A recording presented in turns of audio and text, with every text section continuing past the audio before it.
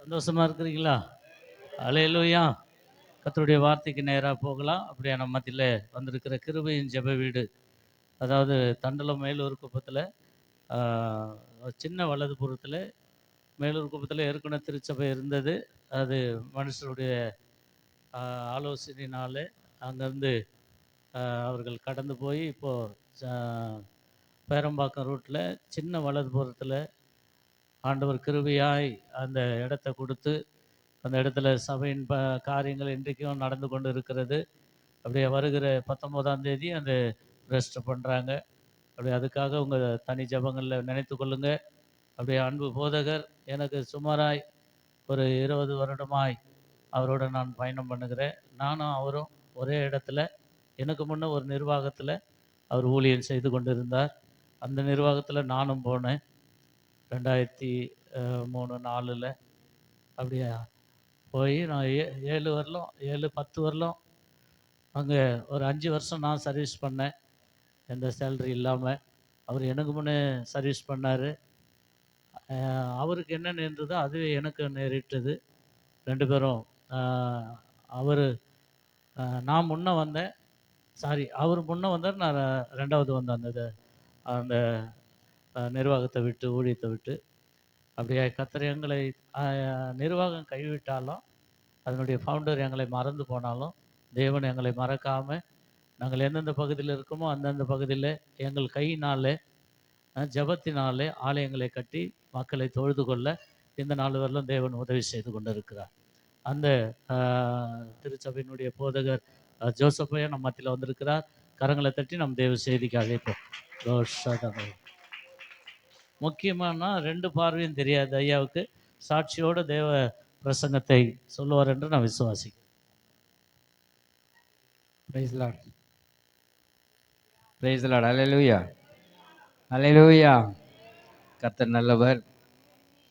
அந்த நாளிலும் கூட இந்த கூடுகையிலே வந்து கர்த்தரை தொழுது கொள்ளவும், சாட்சியோடு கூட கர்த்தருடைய வசனத்தை சொல்லும்படியாகவும் தன் கொடுத்த பெரிதான கிருபைகளுக்காக கர்த்தருக்கு நன்றி சொல்லுகிறேன்.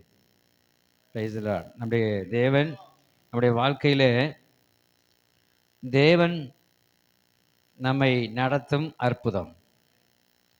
அல்லேலூயா. இதனாலே செய்தியின் தலைப்பு என்னன்னா, தேவன் நம்மை வழிநடத்தும் அற்புதம். அற்புதராகவே நம்முடைய வாழ்க்கையிலே அவர் வழிநடத்தி கொண்டு வருகிறார். அவர் எப்படியெல்லாம் அற்புதமாக நம்மை வழிநடத்தினார் என்பதை, இனியும் எப்படி வழி நடத்துவார் என்பதை குறித்தும் நாம் கேட்க போகிறோம்.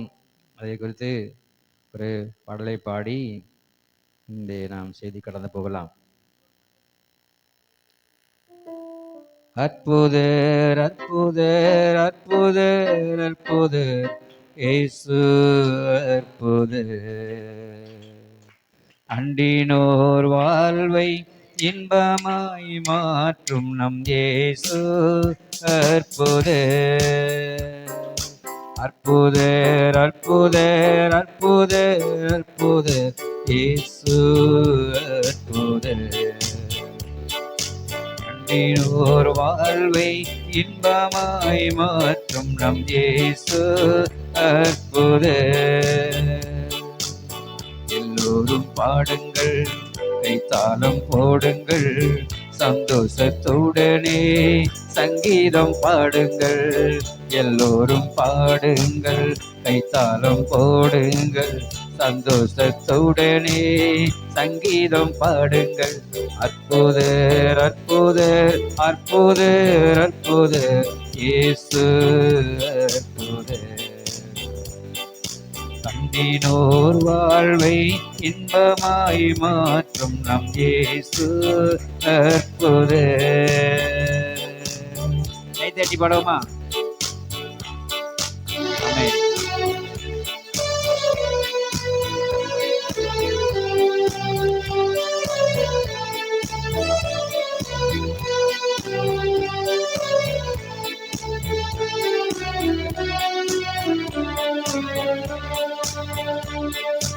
எத்தனை துன்பங்கள் நம்மில் வந்த போதும் காத்த இயேசு அற்புதர், என்னென்ன தொல்லைகள் நம்மை சூழ்ந்த போதும் தீர்த்த இயேசு அற்புத. எத்தனை துன்பங்கள் நம்மில் வந்த போதும் காத்த இயேசு அற்புத. என்னென்ன தொல்லைகள் நம்மை சூழ்ந்த போதும் தீர்த்த இயேசு அற்புத. உலகத்தில் இருப்போரிலும் எங்கள் இயேசு பெரியவர் அற்புதரே.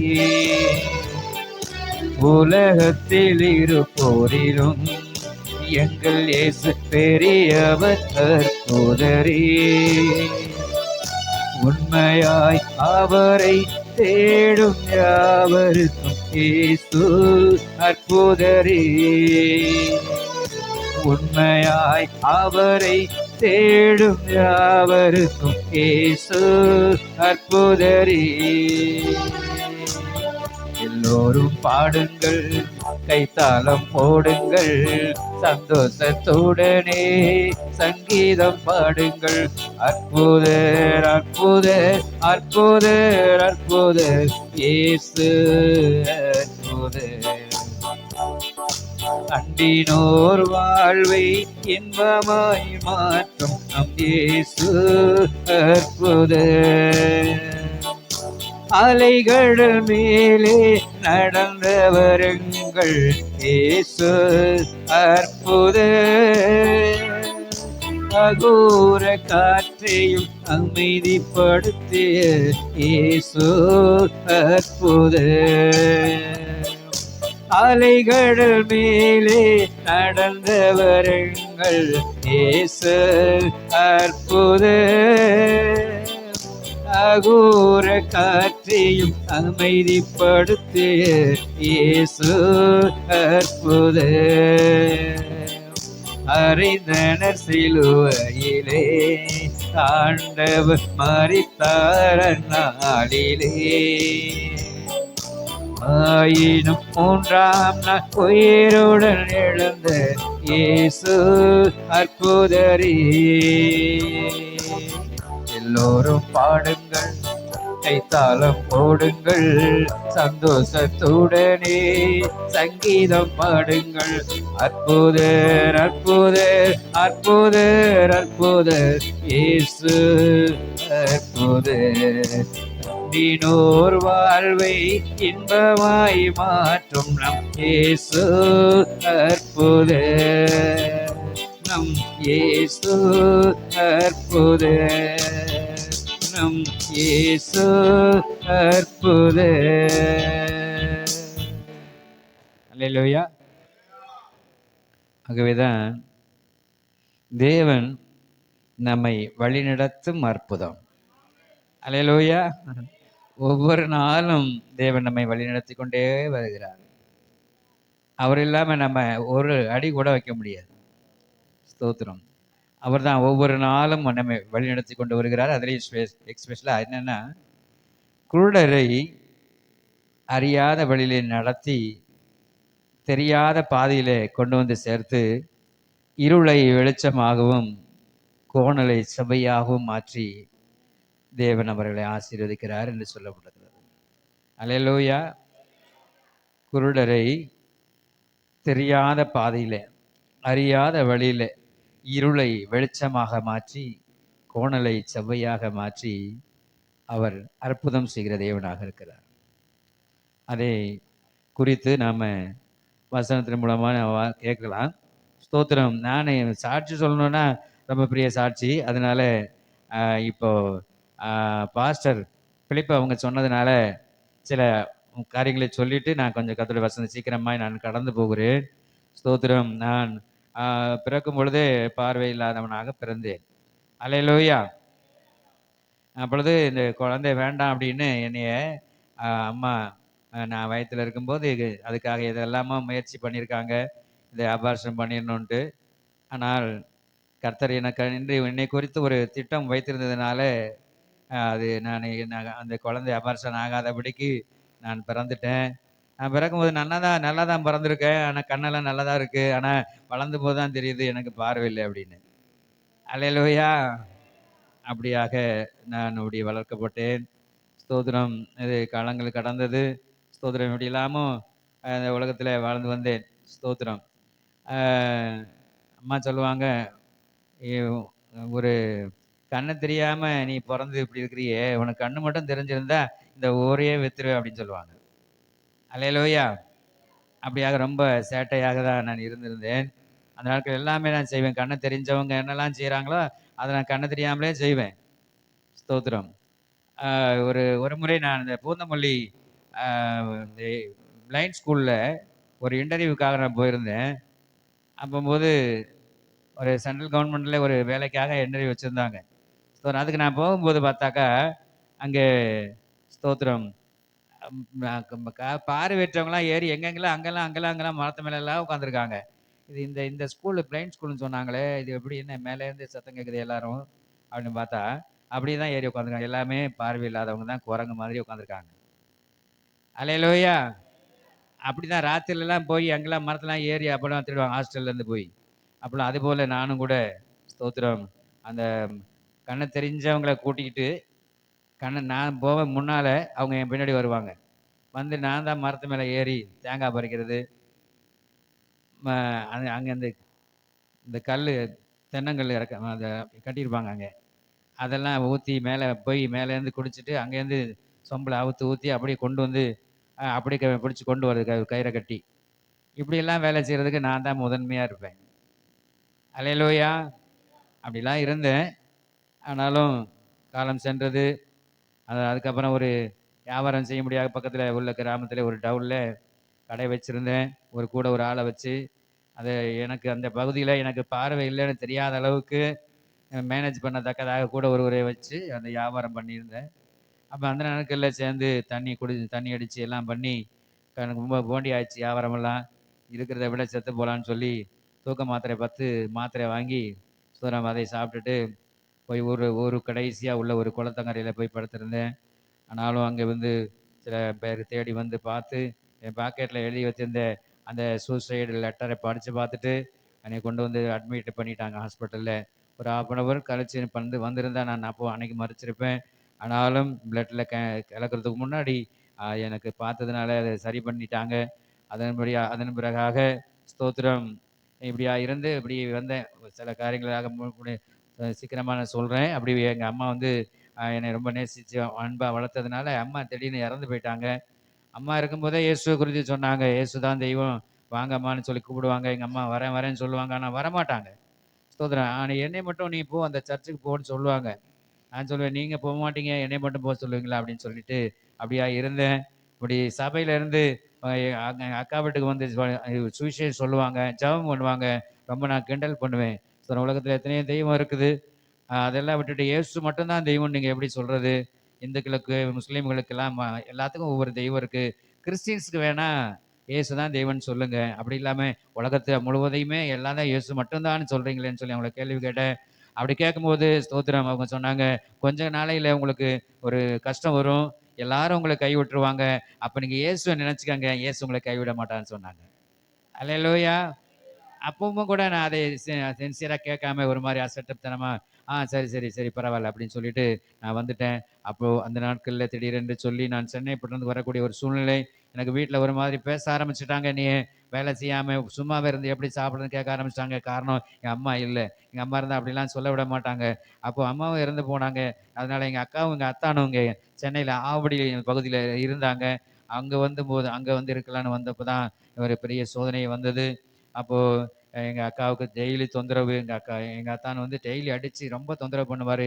அவர் செய்றதெல்லாம் அநியாயம். ஆனா எங்க அக்காவ தான் அடிப்பாரு. அப்ப நான் கேட்டேன், "நீங்க எல்லாம் இப்படி தப்பு பண்ணிட்டு எதுக்கு அக்காவ அடிக்கிறீங்கன்னு?" சொல்லி கேட்டப்போ, "என் வீட்ல வந்து இருந்துகிட்டு, இங்கே என் சாப்பாட நீ சாப்பிட்டுட்டு என்னைய நீ அ கேள்வி கேட்கிறியான்னு?" சொல்லி அவரு அது சொல்லிட்டாங்க. அதாவது அக்காவ அடிச்சு கீழ தள்ளும்போது, அவரு போய் மறுபடியும் தூக்கும்போது நான் போய் அவரு போய் ஒரு அந்த சட்டைய பிடிச்சேன் நானு. இப்படி பிடிச்சப்போ, அவர் சொன்னாரு, "என்ன வீட்ல சாப்பிட்டுட்டு என்னையவே நீ சட்டை பிடிக்க ஆரம்பிச்சிட்டியான்னு." சட்டையெல்லாம் பிடிக்கல. ஏன் அப்படி பண்றீங்கன்னு அப்படிதான் பிடிக்க தான் போனேன். அப்ப அந்த நேரத்தில வீட்ல வரக்கூடாது அப்படின்ட்டாங்க. எங்க போறதுன்னே தெரியல. ஸ்தோத்திரம். அங்க எங்க போறதுன்னே தெரியாம, அப்போ வீட்டுக்கும் போக முடியாது. அம்மா இறந்துட்டாங்க.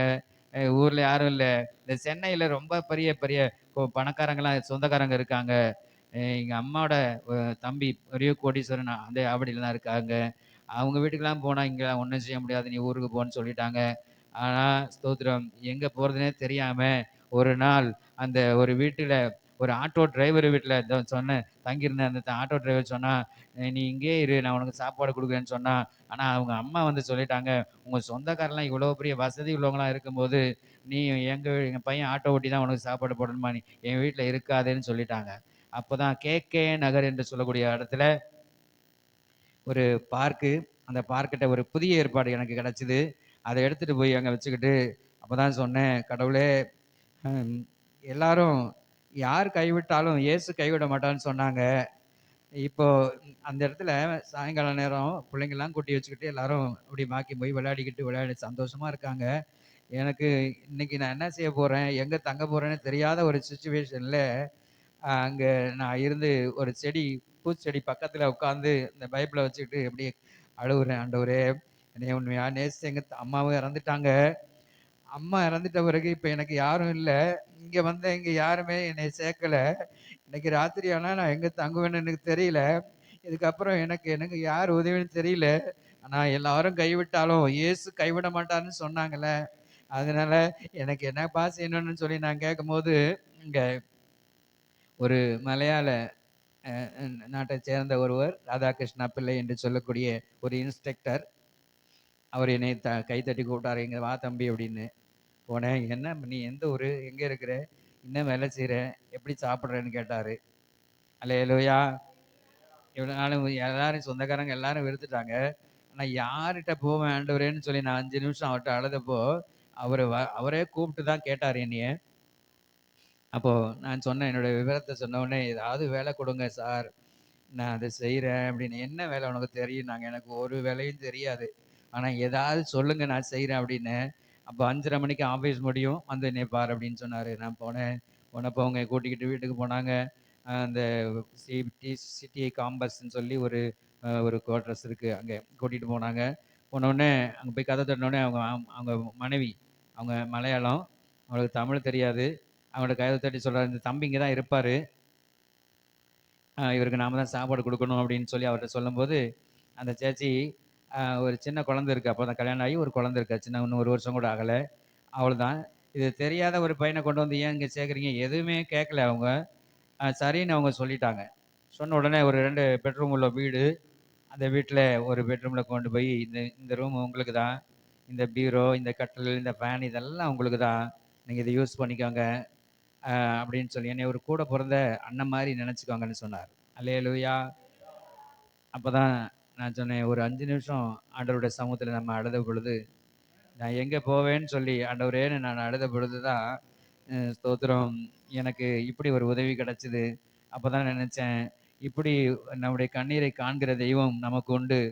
அதனால நிச்சயமா நம்ம சர்ச்சுக்கு போணும். ஆலயத்துக்கு போணும்னு சொல்லி, நான் அன்னைக்கு சர்ச்சுக்கு போக ஆரம்பிச்சேன். அல்லேலூயா! அது முதல் என்னுடைய அப்படியே நான் நான் ஆலயத்துக்கு போக ஆரம்பிச்ச பிறகு, அது ஸ்டெப் பை ஸ்டெப்பா அப்படியே நடந்தது. ஸ்தோத்திரம் எனக்கு அப்புறம் சர்ச்சுக்கு போன உடனே என்னைய கூப்பிட்டாங்க. "நீங்க வாங்க ஊழியத்துக்கு வந்துருங்கன்னாங்க." கர்த்தருடைய கிருபையால கொஞ்சம் கிராம ஊழியத்துக்குலாம் போயி, அந்த பாஸ்டரோட போய் இப்படிலாம் போவேன். போம்போது "ஊழியத்துக்கே வந்துருங்க முழு நேரத்துக்கு" அப்படின்னு கூப்பிடுவாங்க. நான் போக மாட்டேன். ஏன்னா, இது இவன் ஊர்ல போய் கிறிஸ்டியன் ஆயிட்டான்.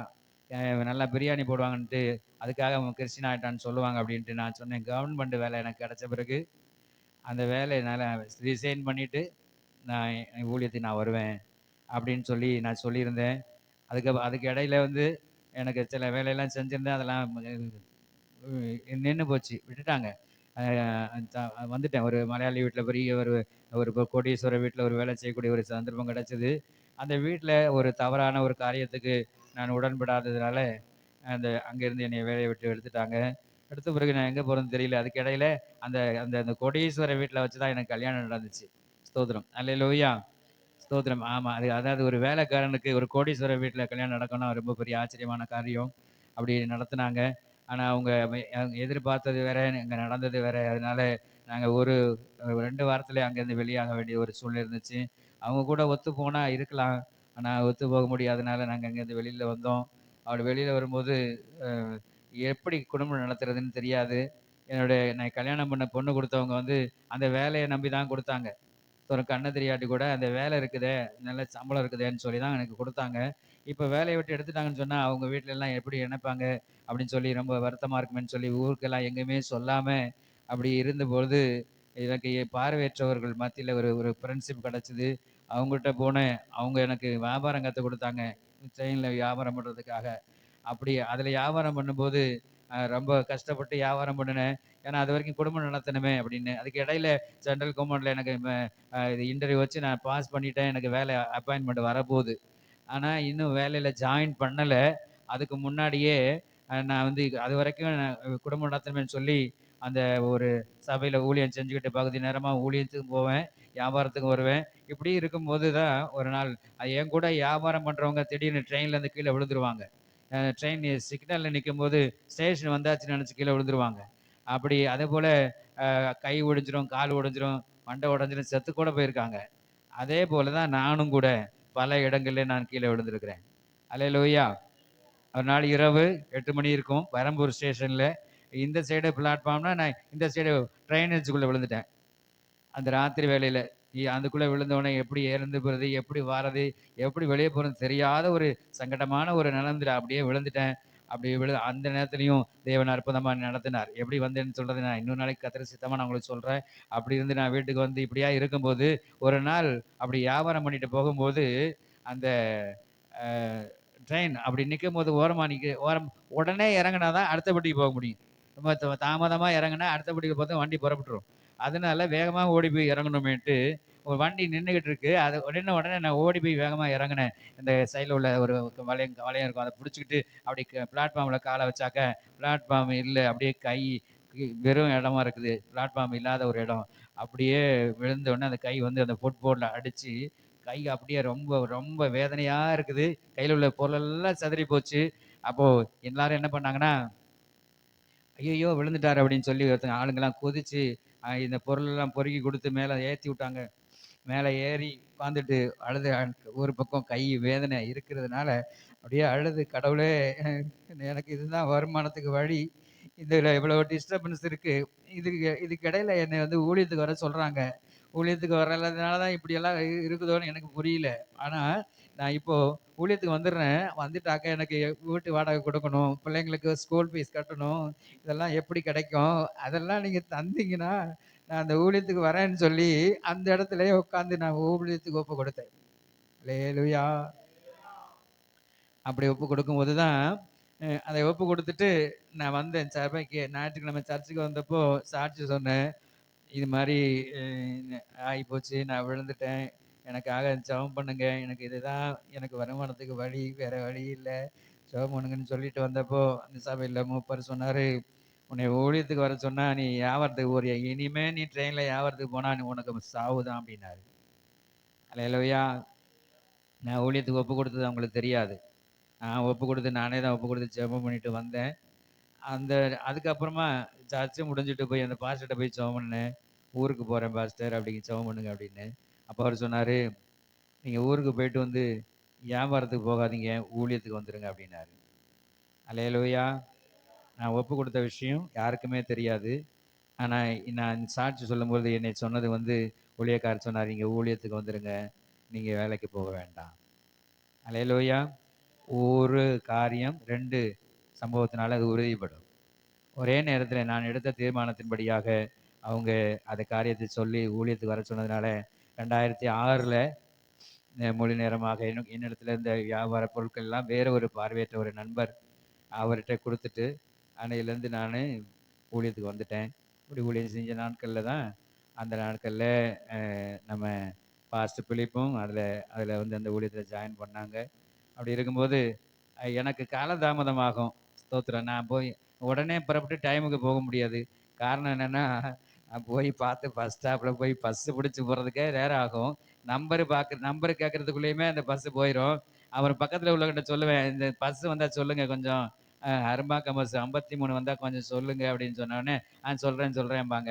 ஆனா பஸ் வந்து போயிரும்ன்னு சொல்ல மாட்டாங்க. அப்புறம் திருப்பி நான் கேட்பேன், "ஏங்க பஸ் வந்ததா கொஞ்சம் சொல்லுங்களேன்" அப்படின்னு.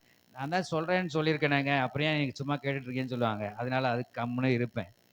சில பேர் மட்டும், "ஐயா நான் நீங்க கேட்ட பஸ் இன்னும் வரல. நான் பஸ்ல போறேன். நீ வேற யாராவது கேட்டுக்கன்னு" சொல்லிட்டு போயிருவாங்க. இப்படியா நான் கேட்டு அத புடிச்சு அந்த பஸ்ஸ புடிச்சு ஏறி வந்து அந்த அரும்பாக்கம் பஸ் ஸ்டாண்ட்ல இறங்குன பிறகும் கூட, அங்கேருந்து ரோடு கிராஸ் பண்றதுக்கு யாரையாவது பிடிக்கிறதுக்கு அதுக்கு கொஞ்சம் நேரம் ஆகும். அப்ப குறிப்பிட்ட டைமுக்கு நான் வர முடியாது. ஆராதனைக்கு. அதாவது ஊழியர் meeting. Every Monday ministers meeting வைப்பாங்க. அதனால அங்க வந்து நான் லேட்டா போயிருவேன். லேட்டா போகும்போது ஒரு நாள் சொன்னாரு பாஸ்டரு, என்னண்ணே இப்படி பண்றீங்க? ஸ்தோத்திரம். என்னது வாத்தியார் புள்ள மக்கு, போலீஸ்காரன் புள்ள திருடன், இது மாரி நீங்க இது என்னது டாக்டர் புள்ள வந்து நோயாளி அப்படின்ற மாரி, நீங்க ஊழியக்காரரு, நீங்க என்னை விட மூத்தவரு. நீங்க போய் உங்களுக்கு போய் நான் புத்தி சொல்லலாமா? அப்படின்ற மாரி சொன்னாரு. அப்படி சொல்லிட்டே இருந்தாரு. அப்புறம் ஆனா போக, போக, போக அவரு என் மேல வருத்தம் வந்துச்சு. வருத்தம் வந்ததுக்கு பிறகு கூட, என்னையே அந்த ஊழியத்திலருந்து எடுத்துறலான்னு ஒரு பிளானும் பண்ணிட்டாங்க. அது பண்ணும்போது பிளான் பார்த்துக்கிட்டே இருந்தாங்க. பிளான் பண்ணிட்டே இருக்கும்போது, இந்த மாரி லேட்டா வந்தாக்க வேலைக்கு ஆகாது அப்படின்ற மாரி பண்ணிட்டு இருந்தாங்கம்போது, நான் என்ன பண்ணேன், ஒரு நாள் அந்த திங்கட்கிழமையில ஊழியத்துக்கு நான் வந்துட்டேன். வந்துட்டு சீக்கிரமா வந்துட்டேன். சீக்கிரமா வந்து உள்ள உட்காந்துருந்தேன். அதுக்கப்புறம் எனக்கு அப்புறம் பாஸ்டர் வந்தாங்க. பெரிய பெரிய இப்ப தலைமை பாஸ்டர் வந்துட்டு அந்த ஆஃபீஸ்ல உட்காந்துருக்கிறேன். வாசற்படிக்கு நேரா இருக்கும் ஆஃபீஸு. அதுக்கு பின்னாடி தான் அ ம சபை இருக்கும். இதில உட்காந்துக்கிட்டு யார் வராங்கன்னு பார்த்துட்டே உட்காந்துருக்காரு. பார்த்துட்டு வந்தோனே எல்லாரும் உள்ள போன பிறகு, எ அந்த அவரோட பிஏட்ட சொல்லி, "இனிமே யாராவது வந்தா டோர் லாக் பண்ணிரு. அலோவ் பண்ணாதன்னு" சொல்லிட்டு அவரு போயிட்டாரு. அவரு சொல்லிட்டு உள்ள வராரு. நான் உள்ள உட்காந்துருக்கேன். எனக்காக தான் போட்டது அந்த கண்டிஷன். அல்லேலூயா! எனக்காக போட்ட கண்டிஷனு. நான் உள்ள வந்து பார்த்தா நான் உள்ள இருக்கேன். ஆஹா! அப்படி ஆயிப்போச்சேன்ட்டு இது ஒண்ணும் சொல்லல. சொல்லாமலே இருக்கும்போது, அதுக்கப்புறம் நம்முடைய பாஸ்டர் பிலிப்பு, பாஸ்டர் அம்மா சகோதரி 2 பேரும் அவங்க ஒரு ஓட்ட வண்டி வச்சிருந்தாங்க. அந்த வண்டிய வச்சுக்கிட்டு பெட்ரோல் போடுறதுக்கு கூட காசு இல்லாம, சில்லற காசெல்லாம் பொறுக்கி, பொறுக்கி போட்டு எப்படியோ தேத்திக்கிட்டு வந்து பார்த்தா, அது வண்டி அப்ப நின்னு போயிரும். அப்படி வந்து சேர்ந்தா பயங்கரமான வெயில்ல வந்து அவரு அதுக்கப்புறம் வராரு. இப்ப இப்ப குளோஸ் பண்ணியாச்சு. டோர் குளோஸ் பண்ணியாச்சு. இதுக்கப்புறம் வரவங்கள உள்ள அலோ பண்ணான்னு சொல்லியாச்சு. அப்பம்போது தான் இவங்க வராங்க. இவங்க வரும்போது பார்த்தா, அந்த அந்த பையன் என்ன சொல்லிட்டான், அந்த பிஏவா இருந்த பையன், இது ஐயா சொன்னாங்க, இதுக்கப்புறம் வரவங்கள உள்ள அலோ பண்ண வேணாம்னு சொல்லிட்டாங்க. அதனால நீங்க போயிட்டு வாங்க அப்படின்னு சொல்லிட்டான். இல்லப்பா நான் சொல்லிட்டு போயிடுறேன். அவர்கிட்ட நான் சொல்லிட்டு அப்புறம் நான் போறேன். இத கொஞ்சம் திறந்து விடு. அவன் இல்ல, இல்ல, இல்ல அப்படிலாம் வேண்டாம். வரக்கூடாதுன்னு சொல்லிட்டாரு அப்படின்னு. அப்புறமா கீழ இறங்கி வந்து நின்னுட்டு ஃபோன் பண்ணி பார்த்தாங்க. பாஸ்டர் ஃபோன் எடுக்கல. அதுக்கப்புறம் அதுக்கப்புறம் அவரு அ வந்துட்டாரு. போயி திரும்ப அப்படியே அந்த வெயில்ல அப்படியே பட்டினியோட திரும்ப போயிட்டாரு. வந்துட்டாங்க. வந்த பிறகு திருப்பி சாயங்காலமா ஃபோன் பண்றாரு. இந்த மாரி "என்ன ஊழியத்துக்கு வரல?" அப்படின்னோனே, "இந்த மாரி நான் வந்தேன். நீங்க இந்த மாரி பண்ணிட்டீங்க. எனக்கு நீங்க முன்னமே ஒரு இதுக்கு இன்ஃபார்ம் பண்ணி, இதுக்கு முன்னாடி இப்படிப்பட்ட காரியம் நடந்ததுன்னா, இனிமே லேட்டா வந்தா நான் அலோவ் பண்ண மாட்டேன்னு நீங்க சொல்லியிருந்து, அதுக்கு நான் மீறி வந்திருந்தா, நீங்க வந்து என்னைய வந்து அப்படி பண்ணியிருக்கலாம். எனக்கு அப்படி எதுவுமே சொல்லாம, நீங்க வரும்போது நீங்க முன் அறிவிப்பு இல்லாம நீங்க செஞ்சுட்டீங்களே! அப்படியே லேட்டா வந்தா கூட ஒரு எக்ஸ்கியூஸ் பண்ணி, இன்னொரு ஒரு முறை எனக்கு மன்னிப்பு குடுத்து கூட சேர்க்கலாமே! எந்த அறிவிப்பும் இல்லாம என்னைய போ சொல்ட்டீங்களே! இப்படிப்பட்ட ஒரு மரியாதை இல்லாத ஒரு இடத்துல நான் ஊழியம் செய்ய விரும்பல. நான் ஊழியத்துக்கு வரல. அப்படின்னு சொல்லிட்டாங்க. அல்லேலூயா! அப்போ எனக்காக அவர் அப்புறம் வந்து வந்து திரும்ப வந்து அவர பாஸ்டர்ட்ட ப்ளீஸ் பண்ணி, இது இப்படிலாம் பண்ணக்கூடாது. நீ ரொம்ப கஷ்டப்பட்டு உழைச்சிருக்க. அதனால நீ வந்து நெறைய அ ஆசீர்வாதத்தை அனுபவிக்க வேண்டிய நாள் இது. நீ இப்ப வேண்டாம். நான் உனக்காக எலிக்காக வச்சேன் பொறி, நீ மாட்டிக்கிட்ட. அல்லேலூயா! எலி யாரு? நான் தான். அல்லேலூயா! அவருக்காக வச்சது நீ மாட்டிக்கிட்ட. அதனால நீ வந்துரு அப்படின்னு சொல்லி, அப்படி சொல்லிட்டு ஒரு ஒரு ரொம்ப அதாவது ரொம்ப பொய்யா பொய்யா பேசிட்டாரு. பொய்யா பேசி அப்படிலாம் பண்ணிட்டு, ஒரு கையில ஒரு ₹1000 குடுத்துட்டு, அத அ போயிட்டாரு. வான்னு சொல்லி. இவரு வேண்டாம், வேண்டாம் எனக்கு வேண்டாம் அப்படின்னு சொன்ன உடனே பக்கத்துல ஒருத்தர் வந்திருந்தாரு. அவரு கூட ஒரு அசிஸ்டன்ட் வந்திருந்தாரு. அவரு சொன்னாரு, "வாங்கிக்கங்க அண்ணே, வாங்கிக்கங்க" அப்படின்னு. அத வாங்கல. அத அப்படியே அவங்க கையில குடுத்துட்டு போயிட்டாங்க. போய் பக்கத்திலேயே இவங்க அ சிஸ்டரோட அக்கா வீடு இருக்கு. அவங்க இவரு தான் கொண்டு போய் அங்க சேர்த்தாரு. அவங்க குடும்பத்தில நெறைய மக்கள் அங்க போறாங்க.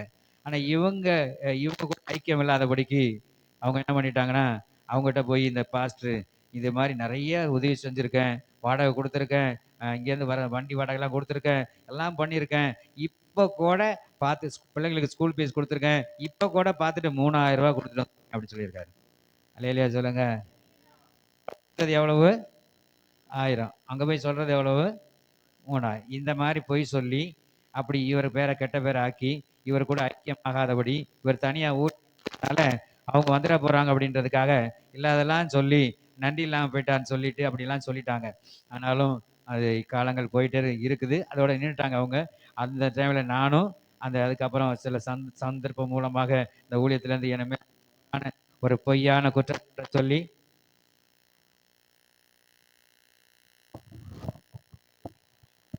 Glory to Lord. Praise Lord. Hallelujah. பொய்யான குற்றச்சாட்டை சொல்லி ஒரு 16 லட்சத்தை நான் விசுவாசிட்டு இருந்து நான் கையாடல் பண்ணிட்டேன் அப்படின்னு சொல்லி அவங்க கேட்டாங்க. உங்ககிட்ட ஊழியம் செஞ்சதுனால தான் நாங்கள் இப்படி இதை செஞ்சோம் அப்படின்னு சொல்லி சொன்னாங்க. அதனால அவர் எங்ககிட்ட ஊழியத்தில் இல்லைன்னு சொல்லி உடனடியாக இம்மிடியட்டாக நான் ஊழியத்திலேருந்து எடுத்துட்டேன். அதனால தான் எடுத்தேன். அப்படி நான் இப்போ வேற ஒரு பிரான்ச்சில் ஊழியம் செஞ்சுருந்தேன். திடீர்னு போட்டாங்க. அவங்க கண்டிப்பாக இவரை ஊழியத்தில் நீங்கள் சேர்க்கணுன்னா இந்த பிரான்ச்லேருந்து ஒரு 4 லட்ச ரூபா கொடுங்க, மிச்சம் 12 லட்ச ரூபா நான் போட்டுக்கிறேன் அப்படின்னு சொல்லி சொன்ன உடனே அவங்க சொன்னாங்க, ஏழை மக்கள் நாங்கள் எங்கேயா போகிறது 4 லட்சத்துக்கு அப்படின்னா நீங்கள் இதை பற்றி இங்கே பேசக்கூடாது அப்படின்னு சொல்லி என்னை அந்த இடத்துல பொய்யான ஒரு தகவலை சொல்லி அந்த இடத்துலேருந்து ஊழியத்துலேருந்து என்னையும் எடுத்துட்டாங்க. ஸ்தோத்திரம். அதுக்கு பிறகு ஸ்தோத்திரம் இந்த ஊழியத்தை தனியாக ஆரம்பித்து கர்த்தருடைய கிருபையால் சுருக்கமாக சொல்கிறேன். அதனால் தனியாக ஆரம்பித்து ஒரு 13 வருஷம் முடிஞ்சு 14வது வருஷம் வரப்போகிறது. அல்லேலூயா, அல்லேலூயா, ஸ்தோத்திரம். அந்த 14 இந்த வருகிற 19ஆம் தேதி தான் அந்த 14ஆம் ஆண்டு விழாவும். சபை இல்லாதபடிக்கு எங்கே போகிறதுன்னு தெரியாது இருந்த பொழுது எங்கே போகிறது எங்கே ஊழியம் செய்கிறதுன்னு சொல்லி இருந்த இடமும் பறி போயிற்று. தவறான காரியங்களை சொல்லி அங்கேருந்து எங்களை வெக்கெட் பண்ணிட்டாங்க. அங்கே எங்கே போகிறதுனே தெரியாமல் இருக்கும்போது ஒரு இடம் கர்த்தருடைய கிருபையால் ஒவ்வொரு கிரவுண்டு தேவன் காணிக்கையாக கொடுத்துருக்காரு. அல்லேலூயா. அந்த ஒரு கிரவுண்ட் இடத்துல இருக்குது. அப்புறம் எப்படி கட்டுறது அதை எப்படி கட்ட முடியும் அப்படின்னு பார்க்கும்போது ஸ்தோத்திரம், அது எப்படி கர்த்தருடைய கிருபையால் தான் அது இப்போ ஒரு நிறைய லேக்ஸ் கணக்காக போட்டு கட்டுற அளவுக்கு கர்த்தர் உதவி செஞ்சுருக்காரு. அல்லேலூயா. எல்லாமே அவர் தான் தந்தார். அல்லேலூயா, ஸ்தோத்திரம். இன்னைக்கும் கூட இப்போ வச்சாச்சு, டேட்டு வச்சாச்சு, இன்னும் தரை போடலை. அப்புறமா அந்த ஜன்னல் செஞ்சாச்சு, பாதி பணம் கொடுத்தாச்சு. இந்த 10 ஜன்னல், அதாவது பெரிய 60க்கு 20. அல்லேலூயா. அப்படியாக ஃபுல்லாகவும் ஒரு 7 8 லோடு செங்கலே வச்சு 3/4 அடி சவறு வச்சு நல்ல ஒரு பில்லர் போட்டு பெரிய பில்டிங், அதாவது மேலே தளம் போடுற அளவுக்கு இருக்குது. தளம் போடுறதுக்கு நம்மகிட்ட அந்த அளவுக்கு வசதி இல்லைன்றதுக்காக அந்த ஃபுல்லாக வரைக்கும் தளத்து வரைக்கும் எட்டி அதுலேருந்து ஓடு தான் போட்டிருக்கு. வேணும்னா நமக்கு தேவைகள் சந்தைப்படுமானால் அதை எடுத்துட்டு தளம் போடலாம். அல்லேலூயா. அந்த அளவுக்கு ஒரு நல்ல ஒரு சபை கட்டுவதற்கு கர்த்தர் கிருபை தந்திருக்காரு. ஸ்தோத்திரம். இந்த குறை வேலையும் இதுக்கு என்ன ஆண்டவரே செய்வேன்னு சொல்லி இன்னைக்கு கூட ஸ்தோத்திரம், ஆண்டவரே நான் என்ன செய்ய போறேன்னு தெரியல. இப்படியெல்லாம் யாருக்கு இப்படி கேட்டு அவங்ககிட்ட கேட்டு இவங்ககிட்ட கேட்டு அவங்கள அப்படியா சொன்னார் இப்படியா சொன்னார் ஆண்டு கேட்கவா சொன்னார் அப்படி போய் அப்படிலாம் சொல்லி அவிசுவாசமாக நிறைய பேர் என்னோட பேசி பேசி எல்லாம் பண்ணாலும் கர்த்தர் நினையாத இடத்துல இருந்து தேவன் அற்புதங்களை செஞ்சு இப்போ இது வரைக்கும் நடத்த உதவி செஞ்சார். அதுக்காக இந்த 14ஆம் ஆண்டு விழா இருக்கிறது. சோதரம் அதுக்கு நான் அழைப்புதல் கொண்டு வந்திருக்கேன். அதாவது இவங்களுக்கு கொடுக்கறதுக்கு மட்டும் கொண்டு வந்திருக்கேன். ஒரு சில 3 மட்டும் தான் கொண்டு வந்திருக்கேன். இங்கே இருக்கிற ஊழியர்கள் எல்லாம் கூட நீங்கள் இந்த ஊழியத்தை நேசிச்சிங்கன்னா நீங்கள் கூட அதில் பங்கு பெறலாம். கர்த்தர் உங்களை ஆசீர்வதிப்பார். ஸ்தோத்திரம்.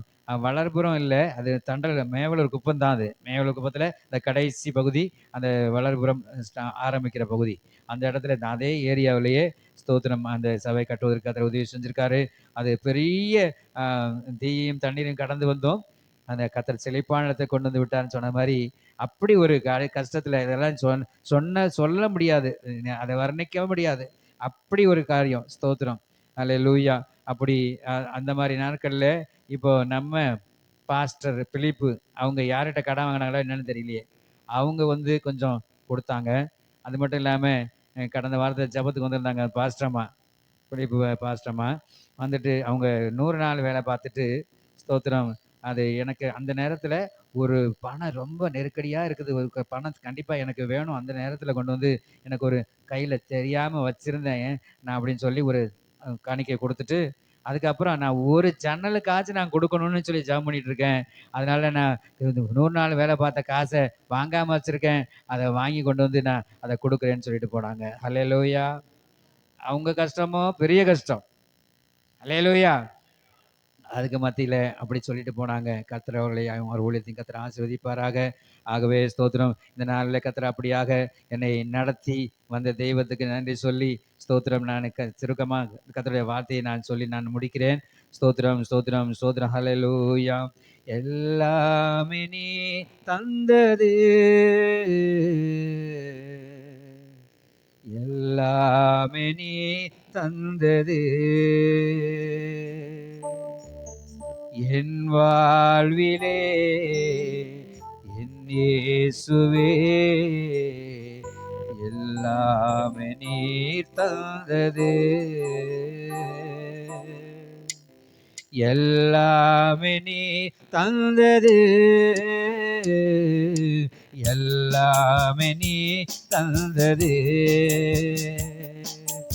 எல்லாமே நீ தந்தது எல்லாமே நீ தந்தது வாழும் பூமி உறங்கும் எல்லாம் உண்ணும் உணவு கல்வி செல்வம் வாழும் பூமி உறங்கும் இல்லம் உண்ணும் உணவு கல்வி செல்வம் கர்த்தாவே நீ தந்தது காருண்யத்தால் வந்தது கர்த்தாவே நீ தந்தது காருண்யத்தால் வந்தது என் வாழ்விலே என் இயேசுவே எல்லாம் நீ தந்தது உண்மை அன்பு உள்ள இதயம் உமை நோக்கி பார்க்கும் உள்ளான எண்ணம் உண்மை அன்பு உணர்வுள்ள இதயம் உமை நோக்கி பார்க்கும் உள்ளான எண்ணம் உள்ளதரே நீ தந்தது உம்மன்பாத்தான் வந்தது உன்னதரே நீ தந்தது உம்மன்பாத்தான் வந்தது என் வாழ்விலே என் இயேசுவே எல்லாம் நீ தந்தது விண்ணை துறந்து மண்ணில் வந்து தன்னை கொடுத்து என்னை மீட்டு விண்ணையை துறந்து மண்ணில் பிறந்து என்னை மீட்டு தன்னை தந்து ரட்சிப்பு நீ தந்தது ரட்சண்யத்தால் வந்தது ரட்சிப்பு நீ தந்தது ரட்சண்யத்தால் வந்தது ரட்சிப்பு நீ தந்தது ரட்சண்யத்தால் வந்தது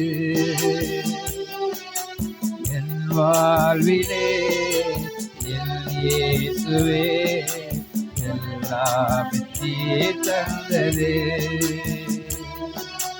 எல்லாமே நீ தந்தது எல்லாமே நீ தந்தது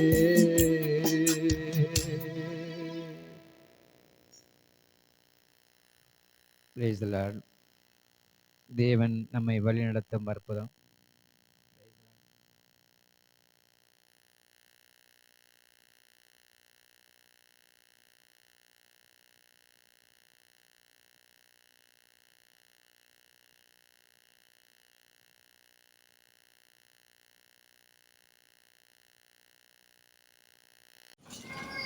அவர்கள் இரவும் பகலும் வழிநடக்க கூடும்படிக்கு கர்த்தர் பகலில் அவர்களை வழிநடத்த மேக ஸ்தம்பத்திலும் இரவில் அவர்களுக்கு வெளிச்சம் காட்ட அக்கினி ஸ்தம்பத்திலும் அவர்களுக்கு முன் சென்றார். நம்மை வழிநடத்தும் தெய்வம். அப்போ அதாவது தலைப்பு அப்படின்னா வழிநடத்தும் அற்புதம்.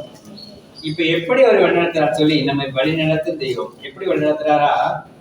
இரவும் பகலும். அல்லேலூயா. கொஞ்ச நேரம் மட்டும் இல்ல, நல்ல சூழ்நிலை இருக்கும்போது மட்டும் இல்ல, எல்லா சூழ்நிலையிலும் அவர் நம்மை வழிநடத்துகிற தேவனாக இருக்கிறார். அப்போ எல்லா சூழ்நிலையும், கஷ்டமானாலும் நஷ்டமானாலும் கண்ணீரானாலும் பிரச்சனையானாலும் எதுவா இருந்தாலும் எல்லா சூழ்நிலையிலும் தேவன் நம்மை வழிநடத்துகிற தேவனாக இருக்கிறார். அதே போல இஸ்ரவேல் ஜனங்களையும் தேவன் வழி நடத்தினார். எப்படி வழி நடத்தினார்? எகிப்திலிருந்து இஸ்ரவேல் ஜனங்களை அவரை மீட்டெடுத்து அவர்களுக்கு எங்கே போகும்படியாக, கானான் தேசத்துக்கு போகும்படியாக அவர் மீட்டு கொண்டு வருகிறார். அல்லேலூயா. இஸ்ரவேலின் உபத்திரவத்திலிருந்து, அந்த கஷ்டத்திலிருந்து விடுதலையாக்கி வாழும் தேனம் ஓடுகிற கானான் தேசத்திலே கொண்டு போய் விடும்படியாக, அந்த கானானின் ஆசீர்வாதத்தை சுதந்திரிக்கும்படியாக இஸ்ரவேல் ஜனங்களை தேவன் வழிநடத்தி கொண்டு வருகிறார். அந்த வருகிற வழியிலே எத்தனையோ போராட்டங்கள், எத்தனையோ கஷ்டங்கள், இதெல்லாம் தாண்டி வருவதற்கு கர்த்தர் உதவி செய்தார். அல்லேலூயா. அப்படியாக ஒரு செங்கடலை கடந்து அந்த வனாந்திரத்திலே வரும் பொழுது அங்கே என்ன செஞ்சாரா? இரவும் பகலும் அவர்களை வழி நடத்தினார். அப்போ இரவுல இப்படி பாத்தீங்கன்னா, வனாந்திரம் என்று சொல்லும் பொழுது கடற்கரை ஓரமாக நாம் கடந்து விட்டால் அந்த மணல் இருக்கும். அந்த மணல் எப்படி இருக்கும்? வெயில் காலத்துல பயங்கர சூடா இருக்கும், நல்ல வெயில், அங்க குடிக்க தண்ணி கிடையாது, ஒண்ணுமே கிடையாது, சாப்பிடுறது சாப்பாடு கிடையாது. ஆனாலும் அந்த ஜனங்களை அவர் வழிநடத்தினார். எப்படின்னா மேக ஸ்தம்பத்தினாலே வழிநடத்தினார். மேக ஸ்தம்பம் அப்படின்னா என்னது? அந்த நல்ல வெயில் உச்சி வெயில்ல ஒரு திடீரென்று சொல்லி ஒரு நிலத்தரக்கூடிய ஒரு மேகம் அப்படியே வரும். அது அப்படியே நிழலிடும். ஸ்தோத்திரம். அப்போ அந்த நிழல்ல வரும் பொழுது அந்த உஷ்ணம் தணிஞ்சு நல்ல இதமா இருக்கும். அப்படியாக பகலிலே மேக ஸ்தம்பத்தினாலும் இரவிலே அக்னி ஸ்தம்பத்தினாலும். அல்லேலூயா. அக்னி என்று சொன்னால் வெளிச்சம் காட்டுவதற்காக. வனாந்திரத்துல இரவுல இங்க இப்ப மாதிரி அப்பெல்லாம் ஒன்றும் எலக்ட்ரிக் வசதி எல்லாம் ஒன்றும் கிடையாது, எந்த லைட் எல்லாம் கிடையாது. எப்படி போக முடியும்? அதுல எப்படி ஒண்ணுமே தெரியாம அந்த கும்ப இருட்டுல எப்படி போக முடியும்? மக்கள் போக முடியாது. அது மட்டும் இல்லாம அக்னி அப்படின்னா அது நெருப்பு, அக்னினா வெளிச்சம். ஆனாலும் அந்த நேரத்துல கடற்கரை ஓரமா வனாந்திரத்துல போகும்போது எப்படிதான் இருக்கும்? ரொம்ப குளிரா இருக்கும். ஒரு வேலை. அல்லேலூயா. அந்த குளிரா இருக்கும் பொழுது அக்னி ஸ்தம்பம் வந்தா எப்படி இருக்கும்? இதவா இருக்கும். அல்லேலூயா. அது மட்டும் இல்லாம அவர் கடந்து போவதற்கான வெளிச்சம் கொடுக்கக்கூடிய அக்னி ஸ்தம்பத்தை தேவன் அனுப்புகிறார். அல்லேலூயா. நான் சொன்னேன், இருளை வெளிச்சமாக்கி. அதாவது கண்ண தெரியாதவங்க கூடதான் இருக்கும். அந்த வனாந்திரத்துல அந்த ராத்திரியில எப்படி இருக்கும் ஏரியா அப்படின்னா, ரொம்ப கும்பிட்டுட்டா ஒண்ணுமே தெரியாம, யாரும் எதுவுமே தெரியாது. இப்ப காலையில பாத்தீங்கன்னா ஒரு சொல்லுவாங்க, ஒருவர் முகம் ஒருவர் தெரியாம காலையிலே எழுந்து போகணும்னு சொல்லி. அல்லேலூயா. அப்படின்னா என்ன அர்த்தம்? ஒருவர் முகம் ஒருவர் தெரியாத, கண்ணுதான் தெரியுது இல்ல, அப்ப ஏன் தெரியாதுன்னா அது போல ஒரு இருட்டு, வெளிச்சம் இல்லாத நிலைமை. அல்லேலூயா. அந்த நேரத்துல வெளிச்சம் கொடுக்க முடியாத தேவன் அந்த அக்னி ஸ்தம்பத்தையும் அவர் அனுப்பினார். அல்லேலூயா. ஆகவேதான் இது யோவான்ல பாத்தீங்கன்னா, யோவான் 8ஆம் அதிகாரத்துல 12ஆம் வசனம்,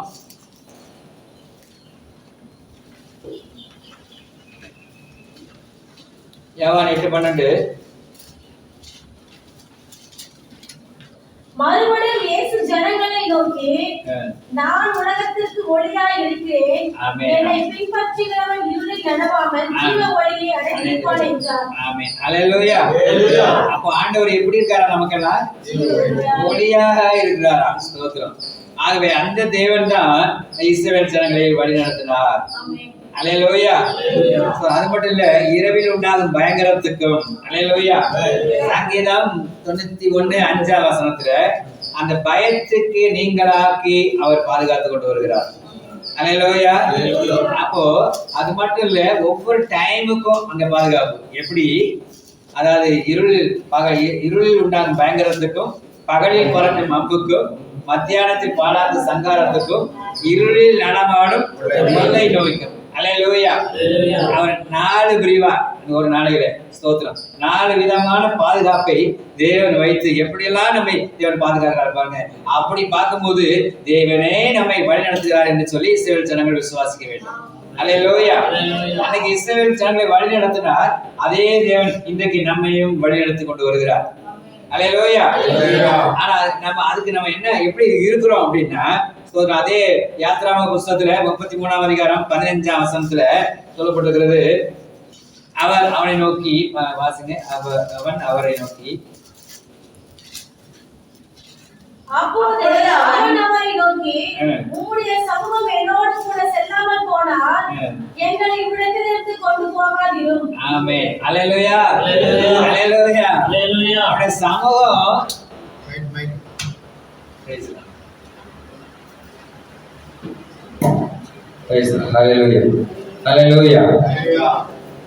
அதாவது உங்களுடைய சமூகம் எங்களோடு முன் செல்லாமல் இருந்தால் ஆண்டவரே எங்களை கொண்டு போகாதீங்க, நீங்க அவனத்துல எங்களை போகாதீங்க, எங்களுக்கு ரொம்ப பயமா இருக்கு.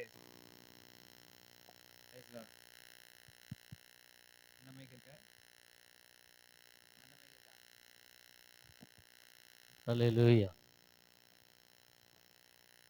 Price the Lord. ஹல்லேலூயா. ஆமா, உங்க சமூகம் எங்கள் முன் செல்லாவிட்டால் நீங்க அங்க கொண்டு போகாதீங்க அப்படின்னு சொல்லி மோசே தேவனிடத்துல வேண்டுதல் செய்கிறான். இஸ்ரவேல் ஜனங்களை வழிநடத்தி கொண்டு போகும்போதெல்லாம் அப்பொழுதெல்லாம் மோசே தான் எல்லாத்துக்கும் பரிந்து பேசி வேண்டுதல் பண்ணி இந்த மக்களை எல்லாம் கொண்டு போய் சேர்க்கிறான். அல்லேலூயா. அப்போ கர்த்தருக்கு அவன் மோசே ரொம்ப தெளிவா இருந்து கர்த்தருக்கு காத்திருந்து கர்த்தருடைய சமூகத்துக்காக காத்திருந்து அந்த சமூகம் தேவ சமூகம் எப்பொழுது போகுமோ அப்பொழுதுதான் புறப்படுவாங்க. அங்க அந்த சமூகம் போகலன்னா புறப்பட மாட்டாங்க. ஸ்தோத்திரம். அப்ப அங்கேயே அப்படியே இருப்பாங்க. அவட உடன்படிக்கை பெட்டியை கொண்டு போவாங்க. அந்த உடன்படிக்கை பெட்டி எங்க இருக்குன்னா அது ஜனங்களோட நடுவுல தான் இருக்குமா, பாளையத்தின் நடுவுல. அல்லேலூயா. அங்கிருந்து கர்த்தர் பாதுகாத்து கொண்டே இருக்கிறார். அல்லேலூயா. அப்ப நம்முடைய தேவன் நம்முடைய வேதத்துல புதிய ஏற்பாடு என்ன சொல்லியிருக்குன்னா, எங்கே என் நாமத்தினால 2-3 பேர் கூடி இருக்கிறீர்களோ அவர்கள் நடுவுலே இருப்பேன். அல்லேலூயா. அப்ப இஸ்ரவேல் ஜனங்களுக்கு உடன்படிக்கை பெட்டியாக அந்த பாளையத்தின் நடுவுல இருந்து அவர்களை பாதுகாத்தது போல இன்றைக்கும் அவரை விசுவாசிக்கிற இஸ்ரவேல் ஜனங்களாகிய ஆவிக்குரிய இஸ்ரவேலாகிய நாமும் கூட இயேசுவின் நாமத்துல எங்க 2-3 பேர் கூடி இருக்கிறோமோ அங்கே நடுவுல இருந்து நம்மை பாதுகாத்து கொண்டே வருகிறார். அல்லேலூயா. இப்ப நம்ம சிறு கூட்டமா இருந்தாலும் நம்மத்திலே மகாபரிய தேவன் சர்வ வல்லமையுள்ள தேவன் நம்ம நடுவுலே வந்திருக்கிறார். அல்லேலூயா. நம்முடைய நிலைமைகள்லாம் நன்கு அறிந்த தெய்வம், எல்லாவற்றையும் அறிந்த தேவாதி தேவன் நம்மத்திலே வந்திருக்கிறார். அல்லேலூயா. அப்போ இருளான இடத்துல நம்ம கடந்து போகணும்னா நம்ம இப்போ பொதுவாக என்ன செய்யறோம்னா ஒரு ஒரு ஒரு மாடி வீட்டில் இருக்குன்னு வச்சுங்களேன், அங்கேருந்து ஒரு 2வது மாடிக்கு போகணும் அப்படின்னா இருட்டா இருக்கு, கரண்ட் இல்லை, என்ன செய்வோம், ஒரு டார்ச் அடிப்போம். டார்ச் அடிச்சோன்னா எப்படி அடிப்போம்? ஸ்தோத்திரம். ஒரே அடியா ஒரு 20 படிக்கட்டு இருக்குன்னா மொத்தமா அடிப்போமா? ஒவ்வொரு படிக்கட்டுக்கு அடிச்சு தான் நம்ம போவோம். அப்படிதான் அங்கே போய் சேருவோம். அது இல்லாமல் இல்லை ஒரே மொத்தமாக நான் அடிச்சு பார்க்குறேன்னு சொன்னா கூட நம்ம ஏமாத்திக்கிறதா இருப்போம். அல்லேலூயா. அப்படி ஒரு ஆசைப்படக்கூடாது. ஆண்டவருடைய நடத்துதலுக்கு ஸ்டெப் பை ஸ்டெப்பாக அவருக்கு கீழ்ப்படிஞ்சு அவரோடு நடந்து போக வேண்டும். அல்லேலூயா. ஆகவே பெரிய பெரிய அளவில் நம்ம ஆசைப்படக்கூடாது. கொஞ்சம் கொஞ்சமாக கர்த்தருடைய நடத்துதலுக்கு கீழ்ப்படிந்து அப்படியாக நடக்க வேண்டியது அவசியமா இருக்கிறது. அல்லேலூயா. அப்போ மோசே ரொம்ப தெளிந்த புத்தி உள்ளவனாக இருந்து எப்பொழுது நாம் புறப்பட வேண்டும், எப்பொழுது மேக ஸ்தம்பம் கர்த்தருடைய சமூகம் எப்பொழுது அது கடந்து போகும் அப்பொழுதுதான் பாளையம் எல்லாம் வழி நடத்த வேண்டும் என்று சொல்லி சரியான பாதையிலே காத்திருக்கும்படியாக வைத்திருந்து அவரை வழி நடத்தி சென்றான். ஆனா இஸ்ரவேல் ஜனங்கள் என்ன செஞ்சாங்கன்னா பொறுமையே கிடையாது. அவங்களுக்கு எதுலையுமே பொறுமை கிடையாது. ஸ்தோத்திரம். இப்போ தான் காத்திருக்கக்கூடிய அனுபவம் இஸ்ரவேல் ஜனங்களுக்கு இல்லாமல் போனது. அல்லேலூயா. எல்லாத்துலேயுமே அவசரம், முந்தி ஓடுறது, ஆண்டவரோட பர்மிஷன் கொடுக்கறதுக்கு முன்னாலே வேற எதையாவது செஞ்சுக்கிட்டே இருக்கிறது. அவர் இதை செய்யணும் அதை செய்யறது, இதை செய்யறது. ஹல்லேலூயா. அப்படி இருக்கிறதுனால தான் நிறைய ஆசீர்வாதங்களை இழந்து போனார்கள். தேவன் நம்முடைய தப்பிதங்களுக்கு ஏற்றபடி அவர் தண்டித்தாலும் அவர் நம்மை மிகவும் நேசிக்கிற தேவனாக இருக்கிறார். மிகவும் அன்பு கூறுகிற தேவனாக இருக்கிறார். அல்லேலூயா. அவர்தான் ஒரு மெய்யான ஒரு நல்ல மேய்ப்பனாக இருக்கிறார். ஒரு நல்ல மேய்ப்பன் தன் ஆடுகளுக்காக என்ன பண்ணுவான்? ஜீவனை கொடுப்பான். அல்லேலூயா. அப்போ அந்த ஆடுகளோட சொல்படி கேட்டாக, அந்த மேய்ப்பனோட சொல்படி கேட்டாக நிச்சயமாகவே அந்த ஆடுகள் நல்ல மேய்ச்சலை கண்டடைய முடியும். அதுபோல ஆண்டவராய் இயேசு கிறிஸ்து நமக்கு நல்ல மேய்ப்பனாக இருக்கிறார். ஸ்தோத்திரம். ஒரு மேய்ப்பன் இருந்தா அந்த ஆடுகளின் நிலைமையை அவன் நன்கு அறிந்திருக்கிறானாம். ஒரு ஆடோட நிலைமை, அந்த ஆடுக்கு என்ன பண்ணுது? பசிக்குதா? அந்த ஆடு வியாதி உடம்பு சரியில்லாம இருக்குதா? அது சந்தோஷமா இருக்குதா? அது துக்கமா இருக்குதா? அது எப்படி பாதுகாப்பா இருக்குதான்னு சொல்லி அதை கண்காணித்து கொண்டே இருப்பான் நல்ல மேய்ப்பன். அல்லேலூயா. அப்படியாக நம்முடைய ஆண்டவராக இயேசு கிறிஸ்து நமக்கு நல்ல மேய்ப்பனா இருக்கிறார். நம்முடைய நிலைமை நன்றாக அறிந்தவராக இருக்கிறார். நம்முடைய கஷ்டம் என்னன்னு அவருக்கு தெரியும். நம்முடைய பிரச்சனை என்னன்னு அவருக்கு தெரியும். நம்ம கண்ணீர் விடக்கூடிய சூழ்நிலை என்னவென்று சொல்லி அவருக்கு தெரியும். எல்லாம் எப்படிலாம் நம்ம இருக்கிறோம்? நம்ம சாப்பிட்டோமா சாப்பிடலையா? சில பேர் பார்த்தீங்கன்னா பட்னியா இருப்பாங்க. மற்றவங்ககிட்ட சாப்பிட்டீங்களான்னு கேட்டால் சாப்பிட்டேன்னு சொல்லுவாங்க. ஏன்னா மற்றவங்ககிட்ட சொல்லக்கூடாதுன்னு சொல்லி ரகசியமா அப்படியே பட்னியா இருப்பாங்க. நீ ரகசியமா இருந்தாலும் உன்னுடைய பசி தாகத்தை அறிந்த தெய்வம் உனக்கு ஆகாரம் கொடுக்கும்படியாக அவர் கடந்து வருவார். அல்லேலூயா. நீ தாகம் எடுக்கும் பொழுது உனக்கு தண்ணீர் கொடுக்கும்படியாக அவர் கடந்து வருவார். அப்படித்தான் இஸ்ரவேல் ஜனங்கள் போகும்பொழுது அங்கே மாறாவை மதுரமாக மாற்றி கொடுத்தார். அல்லேலூயா. மேரிபாவின் தண்ணீரை குடிப்பதற்காக கொடுத்தார். அது மட்டும் இல்லாம கண்மலையிலிருந்து நீர் ஊற்றை புறப்பட செய்து அந்த கண்மலையின் தண்ணீரினாலே இஸ்ரவேல் ஜனங்களுடைய தாகத்தை தீர்த்தார். அல்லேலூயா. அப்படிப்பட்ட தெய்வம் நம்முடைய தெய்வம். அல்லேலூயா. என் நிலைமைலாம் எங்க தெரிய போகுது? ஏசப்பாவுக்கு என் நிலைமை எங்க தெரிய போகுது? நான் படுற கஷ்டம் யாருக்கு தெரியும்? ஊழியக்காருக்கெல்லாம் தெரியுமா? ஊழியக்காரங்களை இப்போ எங்களெல்லாம் பார்க்கவே மாட்டாரு, தேடவே மாட்டாரு, விசாரிக்கவே மாட்டாரு அப்படின்னு சொல்லி இன்னைக்கு நிறைய பேர் வருத்தப்படுவீங்க. அப்படி இல்லைங்க. உங்கள் நிலைமையை எந்த சூழ்நிலை இருந்தாலும் உங்கள் நிலைமையை நன்றாய் அறிந்தவர் நம்முடைய இயேசு. அவருடைய ஊழியத்தை செய்கிற ஊழியக்காரர்களுக்கும் அப்படிப்பட்ட கிருபையை கர்த்தர் கொடுத்திருக்கிறார். ஜனங்களை நடத்தக்கூடிய அனுபவத்தை தேவன் கொடுத்திருக்கிறார். ஊழியக்காரருடைய வார்த்தைக்கு கீழ்ப்படியும் பொழுது நம்ம இங்கேருந்து தாவி தாவி அங்கே ஓடாதபடி, இங்கே ஓடாதபடி, அங்கே ஓடாதபடி, ஒரு ஆடு மேய்ப்பனுடைய வழியிலே சத்தத்தை கேட்டு நடந்துச்சுன்னா அது நல்ல மேய்ச்சலை கண்டடையும். அது பார்த்தீங்கன்னா அங்கே பச்சையாக இருந்ததுன்னா அங்கே ஓட ஆரம்பிச்சிடும். அது செம்மறி ஆடு ஒரு நாளும் ஓடாது. அல்லேலூயா. வெள்ளாட்டுக்கும் செம்மறி ஆட்டுக்கும் வித்தியாசம் உண்டு. அல்லேலூயா. நாம வெள்ளாட்டு கூட்டமா இருந்தா என்ன பண்ணுவோம்? அங்கேருந்து அங்கே ஓடுவோம், அங்கேருந்து அங்கே ஓடுவோம், அங்கேருந்து அங்கேயும் இங்கேயும் ஓடி திடீர்னு பார்த்தீங்கன்னா நரிக்கிட்ட போய் மாட்டிக்குவோம், ஓனாகிட்ட போய் மாட்டிக்குவோம். அப்படிதான் இன்னைக்கு நிறைய பேர் சபையிலேருந்து அங்கே ஓடுறது, இங்கே ஓடுறது, அப்படி அங்கே இங்கேயும், அங்கே பச்சையாக இருக்குது, இங்கே நல்லா இருக்குது, அங்கே நல்லா நடத்துகிறாங்க, அங்கே நல்லா பண்ணுறாங்கன்னு சொல்லி அப்படி இப்படிமா ஓட பார்க்குறாங்க. அப்படி ஓடாத கூடாது தேவனுடைய பிள்ளைகளே. எவ்வளோ கூட்டமாக இருந்தாலும் சகைவு என்ன பண்ணான்னா, ஒரு நாள் அவன் திரளான ஜனங்கள் வரும்போது அப்போ இயேசு எப்படிப்பட்டவர்னு பார்க்க ஆசைப்பட்டானா. அவனுடைய வாஞ்சையை கர்த்தர் அறிந்திருந்தார். அல்லேலூயா. உன் வாஞ்சை, உன் விருப்பத்தை தேவனை அறிந்திருக்கிறார். ஆகவே அத்தனை திரளான கூட்டத்துல இவட வாஞ்சை பார்த்தீங்கன்னா எவ்வளவு ஆசையா இருந்திருப்பான் பாருங்க. இயேசு எப்படியாச்சும் இன்னைக்கு பார்க்கணும், இயேசு எப்படிப்பட்டவரோடு தெரிஞ்சுக்கணும் அப்படின்னு சொல்லி அவன் ரொம்ப விருப்பப்பட்டான். ரொம்ப விருப்பப்பட்டதுனால அந்த திரளான கூட்டத்துல அந்த அத்தி மரத்துக்கு கீழே வரும் பொழுது அண்ணாந்து பார்த்து சகைவே இறங்கி வா. அல்லேலூயா. அல்லேலூயா. அவருக்கு தெரியும் நம்முடைய நிலைமை குறித்து. நம்ம யாருன்னு நமக்கு தெரியும். அவர் நம்ம தாயின் கருவிலே நம்மை உருவாக்கின தெய்வம். அவரு பேர் சொல்லி அழைத்த தெய்வம் அவரு. அப்படினால அவர் பேரை தெரிஞ்சதுனாலதான் அங்கிருந்து சகைவே இறங்கி வா அப்படின்னு கூப்பிட்டாரு. அல்லேலூயா. அந்த வீட்டுக்கு போய் அந்த வீட்டுக்கு ரட்சிப்பை கொடுத்தாரு. ஸ்தோத்திரம். அது மட்டும் இல்லாம திரளான கூட்டங்கள் வந்துட்டு இருந்தாங்க. அந்த பெரும்பாலுள்ள ஸ்திரீ அவள் வியாதி மருத்துவர்களால் கைவிடப்பட்டு தன்னோட ஆசையெல்லாம் வித்து கொஞ்சம் கூட நல்லாம அவ ஒரு முடிவு பண்ணா. என்ன முடிவு பண்ணா? இன்னைக்கு இயேசு வராரு, அவருடைய வஸ்திரத்தின் ஓரத்தையாவது தொட்டு நான் குணமடைவேன். அல்லேலூயா. அல்லேலூயா. அப்போ அவ்வளவு கூட்டத்துல அந்த வஸ்திரத்தை தொடுகிற ஒரு ஸ்திரீ உண்டு என்பதை தேவன் அறிந்திருந்தார். அல்லேலூயா. என் நிலைமை எப்படி தெரியும்னு நினைச்சிட்டு இருக்க சகோதர சகோதரி, உங்களுக்கு தான் சொல்றது. உங்க நிலைமை எல்லாத்தையும் அவர் அறிந்தவர். உன் வேதனையை அவர் அறிந்தவர், உன் வியாதியை அவர் புரிந்தவர், என் குடும்ப சூழ்நிலையை அறிந்தவர், உன் வறுமை, உன் கடன் பிரச்சனை எல்லாவற்றையும் அறிந்த தெய்வம் உன்னை நேசிக்கிறார். அவர் வந்து கொண்டிருக்கிறார். அல்லேலூயா. அல்லேலூயா. அப்பொழுது ஸ்தோத்திரம் அவன் என்ன பண்ணானா, ஸ்தோத்திரம் வஸ்திரத்தின் ஓரத்தை தொட்டாகிலும் நான் குணமுடையன்னு சொல்லி என்ன பண்ணிட்டா, விசுவாசிக்க ஆரம்பிச்சாள். அந்த விசுவாசம் தான் அவளை ரட்சித்தது. அந்த விசுவாசத்தை தேவன் அங்கீகரித்தார். அல்லேலூயா. ஆகவே அப்படிப்பட்ட விசுவாசம் நமக்கு இருக்குமானால் ஸ்தோத்திரம். விசுவாசம் இல்லாமல் தேவனுக்கு பிரியமா இருப்பது கூடாத காரியம்.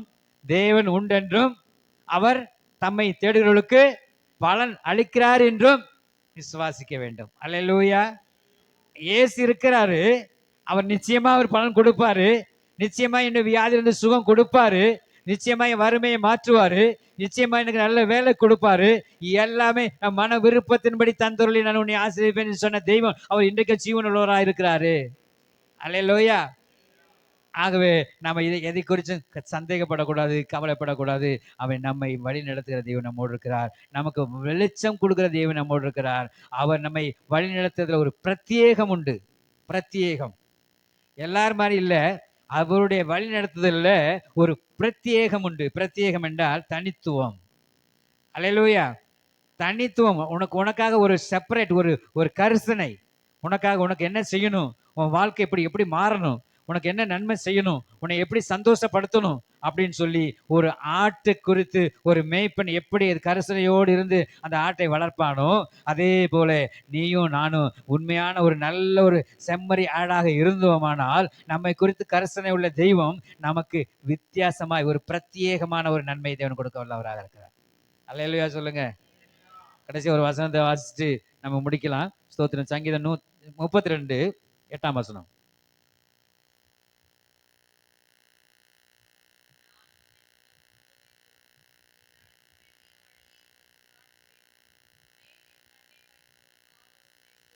ஆமென். அல்லேலூயா. அல்லேலூயா. நான் உனக்கு போதித்து நீ நடக்க வேண்டிய வழியை உனக்கு காட்டுவேன். உன் மேல் என் கண்ணை வைத்து உனக்கு ஆலோசனை சொல்லுவேன். அல்லேலூயா. ஆமா, பார்த்தீங்களா? இப்படிப்பட்ட தெய்வம் நம்ம எங்க இருக்காரு? இயேசுவை தவிர வேற யாருமே இல்லைங்க. மக்களுக்கு நிறைய பேருக்கு சந்தேகம். இப்ப பாத்தீங்கன்னா நிறைய பக்தர்கள் கூட்டம் பாருங்க. இந்த உண்மையெல்லாம் தெரியாம, தெரிஞ்சவங்க கூட இயேசுதான் தெய்வம் தெரிஞ்சவங்க கூட இந்த இந்த மாதிரி ஒரு வீணான பக்தி செலுத்தி கொண்டு இந்த மாசத்துல ரொம்ப மோசமான பக்தி. ஸ்தோத்திரம்.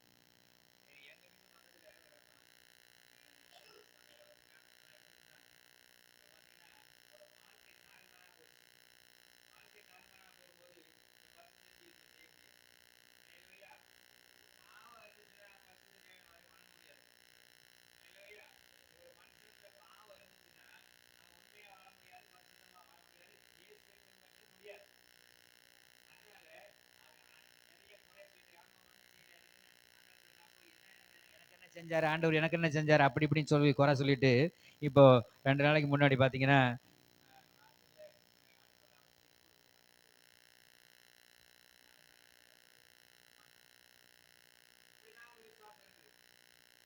ஆண்டவர் சொல்றாரு, உண்மையில என் கண்ணை வைத்து உனக்கு ஆலோசனை சொல்லுவேன். ஆமா, நீ போகும் இடமெல்லாம் நீ நடக்க வேண்டிய வழிகளை உனக்கு போதித்து நடத்துவேன். அல்லேலூயா சொல்லுங்க. அப்போ இதுதான் நடக்க வேண்டிய வழி, இதுதான் வழின்னு சொல்லி அதுக்கு தான் இந்த கூட்டத்துக்கு நம்ம வந்திருக்கிறோம். இங்கே ஆண்டவர் என்னை குறித்து ஏதாவது பேசுறாரா? நான் நடக்கக்கூடிய வழி எனக்கு சொல்லி தருவாரா? அதன் கேட்டு அதன்படி நடந்து போனால் ஆசீர்வாதத்தை பெற்றுக்கொள்ளலாமேன்னு சொல்லி வந்திருக்கிற அன்பு சகோதரா சகோதரியே, ஆண்டவர் உனக்கு ஆலோசனை சொல்லி கொண்டிருக்கிறார். அவருடைய ஆலோசனை கேட்டு அதன்படி நீ நடப்பாயானால் உன் வாழ்க்கை வெளிச்சமாய் மாறும். கர்த்தர் உன்னை தினமும் உன்னை வழிநடத்துவார். தினமும் உன் வாழ்க்கையில அற்புதராய் அவர் தோன்றுவார். அது உன்னுடைய வாழ்க்கையில பிரத்யேகமான நன்மையை ஒவ்வொரு நாளும் கொடுத்து கொண்டே இருப்பார். இந்த சந்தேகமே இல்லை அன்பு சகோதரா சகோதரியே. ஆகவே இந்த வசனத்தின்படி கர்த்தர் நடத்தும்படியாக நாம் எல்லாரும் ஒப்பு கொடுத்து ஜெபிக்கலாம். ஹல்லேலூயா. அப்படியாக ஜெபத்துல சகோதரன் பாஸ்டர் அவங்க நடத்துவாங்க.